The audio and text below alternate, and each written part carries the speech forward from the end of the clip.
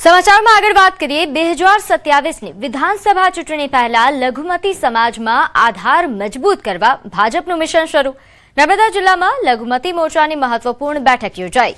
ગુજરાત પ્રદેશ લઘુમતી મોરચાના અધ્યક્ષે સંગઠનના વિસ્તરણ અને લઘુમતી સમાજ સુધી કેન્દ્ર સરકારની વિવિધ કલ્યાણકારી યોજનાઓની માહિતી પહોંચાડવા પર ભાર મૂકાયો।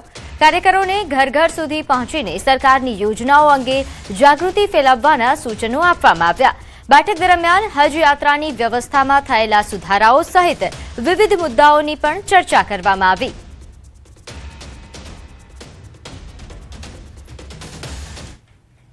लघुमती समाजना वेपारीओने मळ्या अने समाजना लोकोने जे हज खूब सारी एवी जे हाईटेक बनी गई जे के लोको सारी रीते जई शके ने परत गुजरात आवे हिंदुस्तान आवे त्यां सुधी सरकार चिंता करती खूब सारी हज होती लोको एने प्रशंसाथी बिरदावे छे।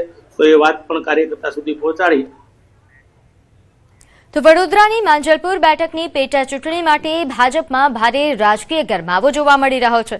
ભાજપ કાર્યાલય ખાતે યોજાયેલી સેન્સ પ્રક્રિયામાં ટિકિટ માટે 100થી વધુ કાર્યકરો મેદાને આવ્યા છે। પ્રદેશ ભાજપ દ્વારા નિરીક્ષક તરીકે પૂર્ણેશ મોદી, બળવંતસિંહ રાજપૂત અને સીતાબેન નાયકની નિયુક્તિ કરાઈ છે। નિરીક્ષકો સમક્ષ અંદાજે 90 જેટલા કાર્યકરોએ રૂબરૂ હાજર રહીને પોતાના બાયોડેટા રજૂ કર્યા હતા।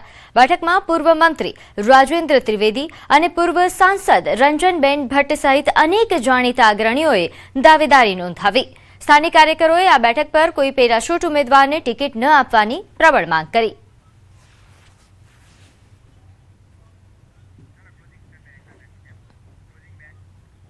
समाचारों में हाल बस आटलू ज। आप जोता रहो न्यूज़ 18 गुजराती। नमस्कार।